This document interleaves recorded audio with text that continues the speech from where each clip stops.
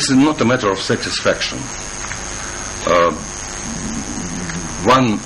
Any impartial and non-blind observer should admit that many things have been done.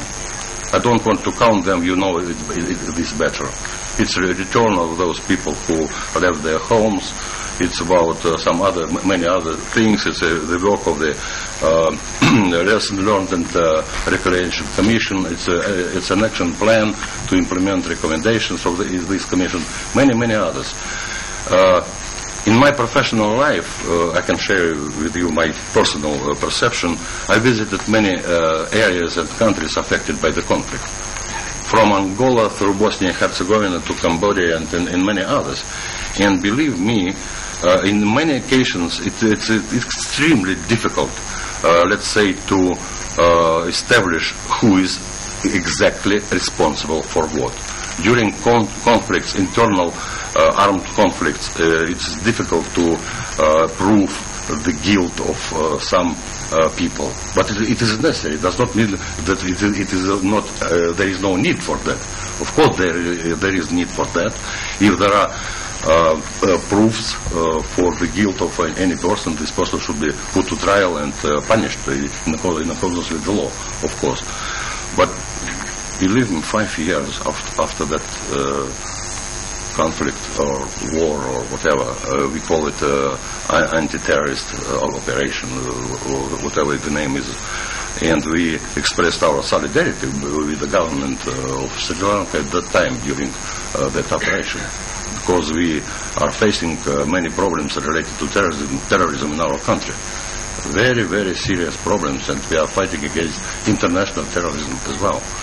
And after that conflict, one should not expect that these complicated problems could be resolved overnight. It's just not possible. This is my personal opinion, and our official opinion is that international community should support the efforts of the government, of civil society here in Sri Lanka, of the people of Sri Lanka. Not to impose their ideas how to do better, how to proceed, what is first, what is second, what is third, etc., etc. Judging by some past developments, yes, we consider the attempts to submit decisions through the various UN bodies, for example, through the Human Rights Council, as an attempt to interfere in the internal affairs. Yes. I said it very explicitly.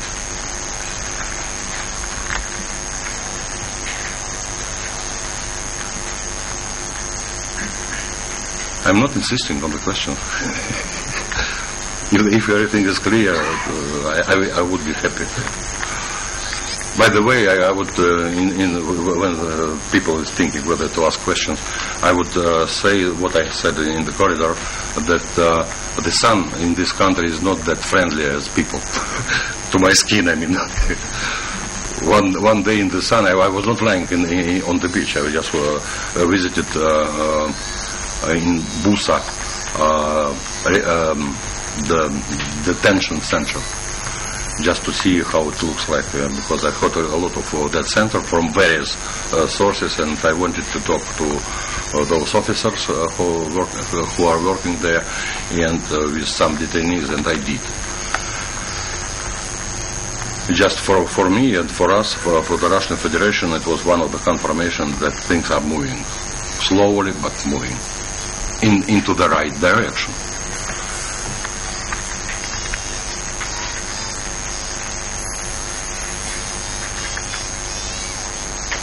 It's not my goal to provoke you to asking questions.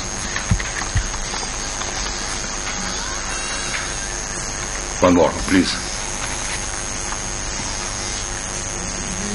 If I've taken right your question about the minority and majority, I would not divide member states on majorities and minorities of any kind. Of course, there are differences in opinions in the Human Rights Council. And unfortunately, many of them are promoting different approaches, which is once again their sovereign right, but to the extent when the sovereign rights of other states are not violated. First point, Second point, the level of confrontation in the Human Rights Council and politicization of the issues is incredible. Even higher than in the United Nations Security Council, which is a political body. For us, for the Russian Federation, this is one additional proof that human rights agenda, unfortunately, is being constantly used by some countries as a device or tool for foreign policy issues. Nothing common with the real promotion of human rights. That's why we are saying that in order to promote human rights, it's better to cooperate with the relevant governments. We cannot exclude, of course, that sometimes in some, I don't know, extreme situations, country-specific resolution could be needed. We are not excluding that 100%. But in many cases, unfortunately, and I call the names of the countries by in this context, we do not agree with the approaches on Iran, on Belarus, on Sri Lanka, and some others. War crimes should be investigated in any country, not just in Sri Lanka. But we are not sure that the international inquiry of this issue is necessary. The conflict was unpleasant. Many losses in lives, many abuses of human rights, many of them. But we think for the prosperity of the country, for well-being of this country, it's better to investigate by the issues are investigated by the local institutions. Nothing good come out of the international investigation. It's difficult to compare conflict and is conflict, and people is dying, is being killed, suffering, etc., etc. But you could not compare Rwanda and Sri Lanka, to put it directly. The intensity and scale and scope of the crimes is different. But still, the crimes have been committed, and they should be, must be investigated. And by the way, I met with the general prosecutor here, and he asked a question how some cases are being addressed, and he told me that even against the current officers of the armed forces in Sri Lanka, the investigations have been conducted and finished, completed, and some cases were put to the trial and up to the courts. And how many people? 5 or around? He said 5 officers were sentenced to death, according to the court verdict. And for political reasons, I don't want to make comments on the political situation in your country about the relations between political parties. It's not my mandate. It's not my job. But of course, some people could be not satisfied with that, which is natural.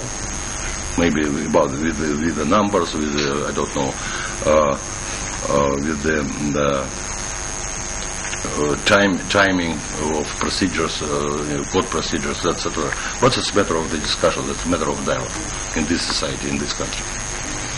Resolution against Syria, okay. You are well informed, which is good.